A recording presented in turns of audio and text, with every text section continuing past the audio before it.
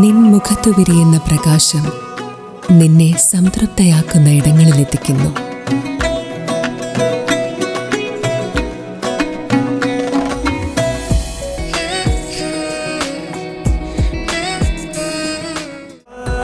പ്രൗഢമായ ബന്ധങ്ങൾ, പ്രൗഢമായ പൊന്നിനൊപ്പം.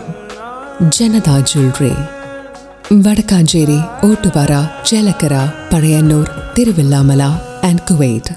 പ്രായപൂർത്തിയാകാത്ത ദളിത് പെൺകുട്ടിയെ നിരന്തരം ലൈംഗികമായി പീഡിപ്പിച്ച കേസിൽ പ്രതിക്ക് വടക്കാഞ്ചേരി പോക്സോ കോടതി ജീവപര്യന്തം തടവും പിഴയും ശിക്ഷ വിധിച്ചു.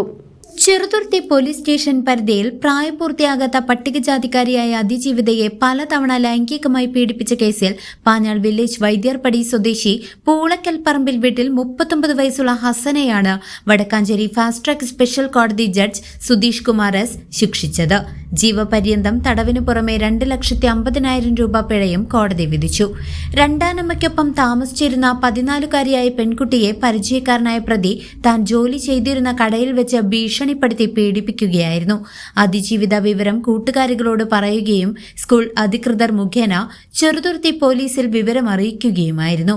Cheruthuruthy sub inspector Subhash EV register ചെയ്ത കേസിൽ Kunnamkulam assistant police commissioner CR സന്തോഷാണ് തുടരന്വേഷണം നടത്തി കുറ്റപത്രം സമർപ്പിച്ചത്. പ്രോസിക്യൂഷൻ 26 സാക്ഷികളെ വിസ്തരിക്കുകയും 23 രേഖകൾ ഹാജരാക്കുകയും ചെയ്തു.